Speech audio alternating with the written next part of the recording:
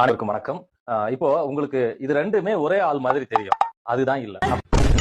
அப்படிதான் நிறைய பேரு ஏமாந்துருக்காங்க. இப்போ இந்த படத்துல இருக்கிறவர் தான் நம்ம செந்தமிழன் சீமான். சரிங்களா? நாம் தமிழர் கட்சியோட தலைமை ஒருங்கிணைப்பாளர்.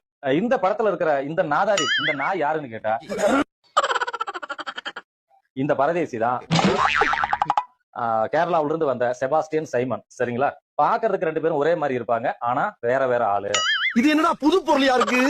ரெண்டு பேரும் ஒரே மாதிரி இருக்கிறதுனால என்ன நேத்து ஒண்ணு பேசுறாரு, இன்னைக்கு ஒண்ணு பேசுறாரு அப்படின்னு மக்கள் எல்லாம் குழம்பிடுறாங்க. ரொம்ப இடைவெளி எல்லாம் கிடையாது. வெறும் 3 மாசம்.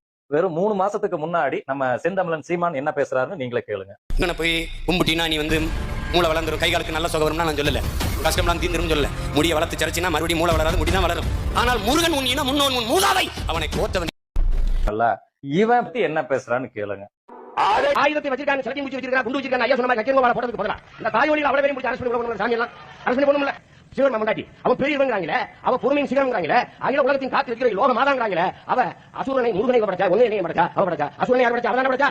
அவனை போய் அன்பால் திருத்தி வாடா, அன்பால் அவனை வசப்படுத்தி வாடா, அன்பால் அவனை மனிதன் நல்லவனாக்கி விட்டு வாடா என் மகனே முருகா செஞ்சிராண்டவா அப்படின்னு சொல்லிருக்கா இல்லையா? அவ கையில ஒரு வேலை கொடுத்து இது பெரிய சக்தி வேல், இது ரொம்ப பலம் வாய்ந்தது, இதை வச்சு அவனை அழித்து வாடான்னு சொன்னது யார்? முதல்ல வன்முறையை தூண்டுறது உங்க கடவுள் தான். நம்ம செந்தமிழன் சீமானந்தம் பேசினதுக்கும் இந்த பரதேசி பிக்காலி பையன் பேசினதுக்கும் எவ்வளவு வித்தியாசம் இருக்கா?